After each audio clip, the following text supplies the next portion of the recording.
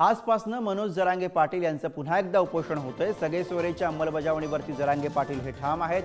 सगळे सोयरेच्या मागणीला ओबीसींचा सुद्धा कडाडून विरोध होतोय, तर मनोज जरांगेंनी उपोषणाला बसू नये अंतरवाली सराटीमधील मराठा समाजानं याबद्दलची मागणी केलेली आहे। तर जरांगे पाटील आज पुन्हा एकदा उपोषणाला बसता आहेत। सगळे सोयरेच्या अंमलबजावणीवरती जरांगे ठाम आहेत।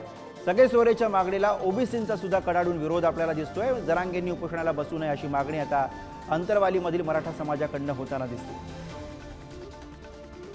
समाजाचं तर म्हणणं आहे की दादानी उपोषण करूच नाही, कारण का दादाची तब्येतीची हे आणि उपोषण करण्याची तर अशी काय आवश्यकता नाही। उपोषण करून बी हे सरकार छळणा मांडतंय समाजाची।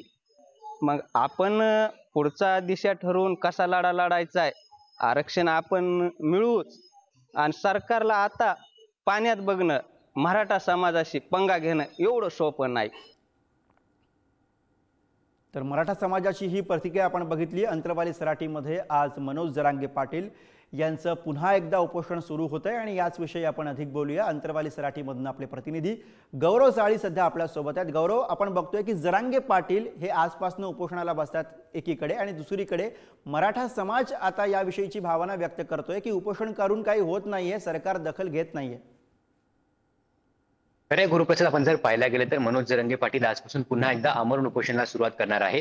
सगळे सोयरे कायद्याची अंमलबजावणी सरकारने तातडीने करावी, त्याचबरोबर जे मराठा आंदोलकांवर दाखल झालेले गुन्हे आहेत हे मागे घ्यावे, यासाठी मनोज जरांगे पाटलांनी पुन्हा एकदा आंदोलनाचे हात उपसले आहे। आपण जर पाहायला गेलं तर अंतरवाली सराटीमधलं मनोज जरांगे पाटलांचं हे आजचं म्हणजे आतापासून जे सुरू होणारं उपोषण आहे ते 5वं आमरण उपोषण आहे।